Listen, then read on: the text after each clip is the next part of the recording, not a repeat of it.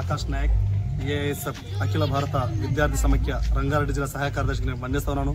ఏదైతే షాద్ నగర్ నియోజకవర్గంలో ఉన్నటువంటి కమ్మదానం విలేజ్లో ఏదైతే సోషల్ వెల్ఫేర్ తెలంగాణ సోషల్ వెల్ఫేర్లో ఈరోజు మనం చూస్తా ఉన్నాము. ఎప్పుడు కూడా విద్యార్థి సంఘాలు వస్తూ ఉంటే ఈ యొక్క హాస్టల్ గేట్లు మూసిస్తూ ఉన్నారు. ఇక్కడ నుంచి విద్యార్థి సంఘాలకు లోపల రానివ్వట్లేదు. మరి ఈ యొక్క హాస్టల్లో ఏం జరుగుతుందని మేము అడుగుతా ఉన్నాము. మరి విద్యార్థి సంఘాలంటే ఎందుకు ప్రభుత్వానికి ఇంత భయం అని అడుగుతా ఉన్నాము.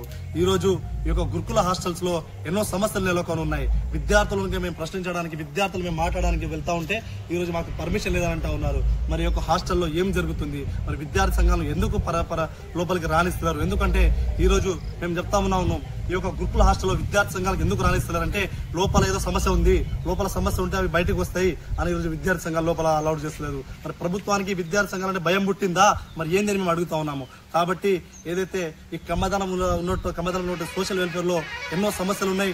విద్యార్థుల లోపల పనులు చేస్తా ఉన్నారు. అలాగే విద్యార్థులతోటి ఇష్టం వచ్చిన పనులు చేయిస్తూ అక్కడ ఉన్నటువంటి ఫుడ్ క్వాలిటీ లేకుండా ఇష్టం వచ్చిన విద్యార్థులతో మాట్లాడుతూ ఈ రోజు ఇక్కడ ఉన్నటువంటి ప్రిన్సిపల్ మేడం గారు మేము ఎప్పుడు వచ్చినా కూడా మమ్మల్ని లోపల రాణిస్తలేదు. ఇప్పుడు కూడా మేము దాదాపుగా 3-4 సార్లు మేడం కాల్ చేశాను, అయినా కూడా విద్యార్థి సంఘాలకు లోపల అలౌడ్ లేదని చెప్తా ఉన్నారు. అలాగే ఇక్కడ ఉన్నటువంటి వాచ్మెన్ మేడం ని కూడా మా విజిటింగ్ కార్డు వచ్చి కూడా మేము పంపించాము. మేడం, మేము ఇక్కడ విద్యార్థి సంఘాల తరఫున వచ్చినాము, మేము విద్యార్థులకు 2 మాటలు మాట్లాడతాము, ఇక్కడ ఏమైనా సమస్యలు ఉన్నాయా అని తెలుసుకుందామని మాట్లాడానికి వస్తా ఉంటే ఈ రోజు విద్యార్థి సంఘాలకు లోపల అలౌడ్ లేదని ఇక్కడ ఉన్నటువంటి ప్రిన్సిపల్ మేడం గారు వాళ్ళు స్పష్టంగా చెప్తా ఉన్నారు.